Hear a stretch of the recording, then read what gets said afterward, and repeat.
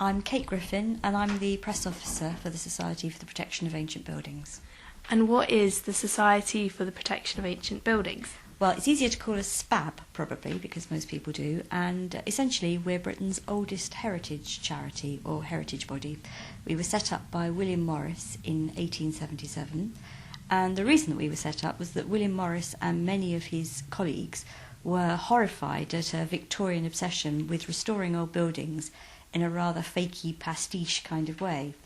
What they'd do is they would take an old building and restore it in the way they imagined it might have looked, say 400 or 500 years ago, with no reference to how it probably did look. And Morris hated this. He thought it was deceptive. He thought it was destructive to the building. So we continue Morris's good work, and hopefully we try to encourage people and educate people to treat their buildings with respect and allow them to continue to tell their story. Now, you're using new media to tell people about old buildings. Why is this?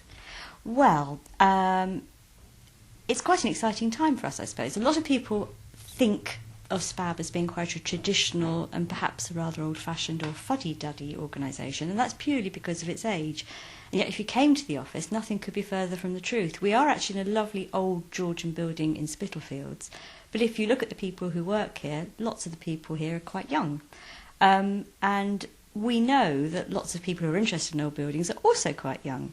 So one of the best ways to go out and tell that audience about our work and what we do is to use the communication tools that younger people, not just younger people actually, lots of people who are quite technically savvy, will use and will find familiar. So that's why we're looking at things like Twitter, we're looking at Facebook, but we're also looking at audio-visual presentations so that we can show people in a very direct and practical way what we do. And can you tell me a bit more about your using audio slideshows and podcasts, as you've said? Why are you using them?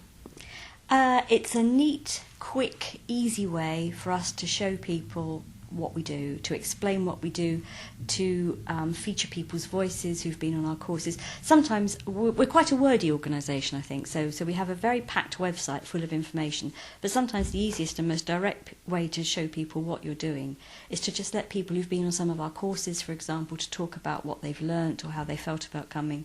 And also what we do is very pictorial. We've got a fantastic archive of photographs. So when a person who owns a period building has been on one of our courses and says something like, oh, now I know what to do with my old beams, we can actually use some of our archive shots of beamy, lovely old English houses, run that underneath what they're saying, and people get a kind of instant impression of what we're interested in and what we're about. And you're using Twitter and Facebook to promote the audio slideshows. How does that work?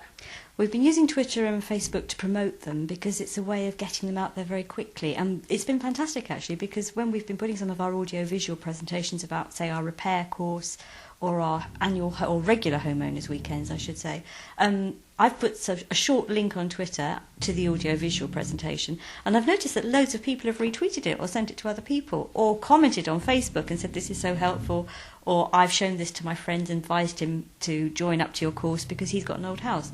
So I suspect there are people who might not have known about us through the traditional channels, but they found out about us in different ways. And it's all great talking about how new media can be used to get a new audience, but are there any limitations to it? The only limitation I found in terms of using new media is time. It's having the time to do these things. We've got a great story to tell. We've got lots of great stories to tell because SPAB is a very multifaceted organisation. It's like an octopus with tentacles in lots of different pies.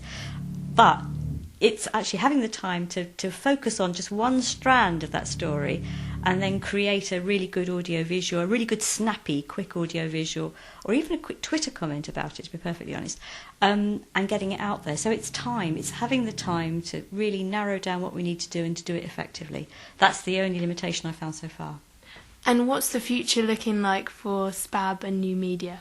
Rosy. The future looks very rosy for SPAB and new media. We've got lots of ideas, lots of inspiration, and we've been so encouraged by the response that we've had from people, both within the organisation and outside the organisation, that it's definitely something that we're building into our work plan. As the press officer here, I can see it works, and it's something that I'm going to make sure we continue to do. Thank you. Thank you.